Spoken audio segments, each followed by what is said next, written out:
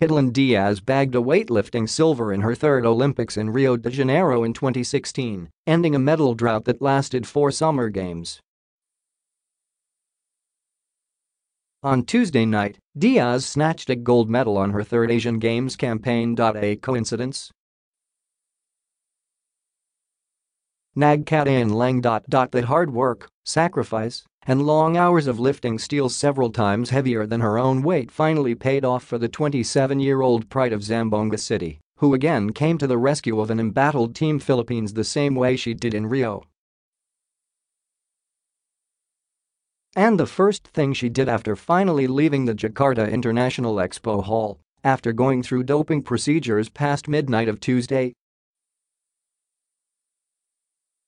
"I gobbled it up," said Diaz, saying she plunged into a plateful of satay, a satisfying meal after almost 3 months of closely monitoring the food she ate in preparation for the games.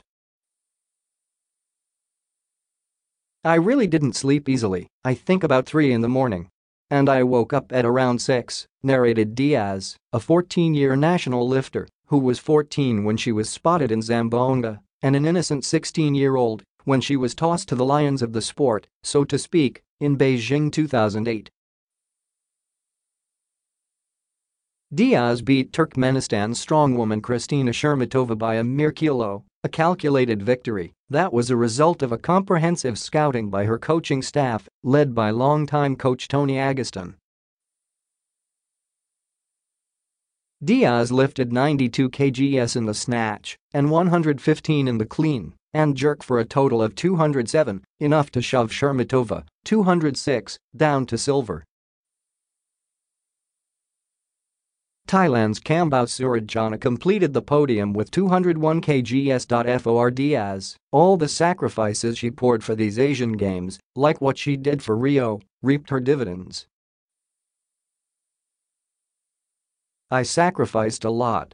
The pressure was even tremendous because everybody expected me to win," she said. "But it's done, and I won. And the satay really tasted good. Weightlifting Federation President Monaco Puentevelo was all praises for Diaz, stressing that the way she had sacrificed a lot for the gold medal here has no equal. "She's now a class act, but how she managed to win this one is for the books. She poured in so much in training, shut out herself from socials, but at the same time made sure she continued her studies," Puentevelo said. Diaz's path to the Asian Games gold medal was a rags to riches story of sorts. "I wound up dead last in my first Asian Games. In the second, I was 6th among 16 participants," she said. "But this time around, I pushed myself to the limits and went for the gold."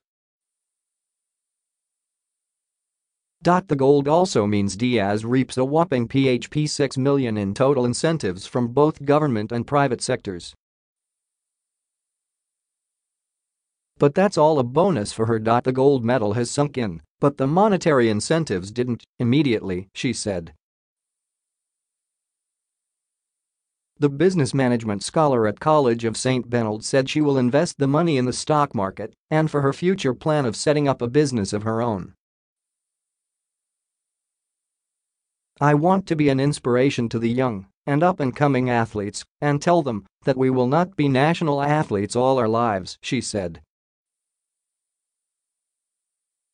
"It is very important to save for our future. Next up for Diaz is the World Championships in November in Turkmenistan. I'll be up for the world, but right now, I'll have to enjoy this one. Besides, my coaches told me there's enough time for me to rest from the sacrifices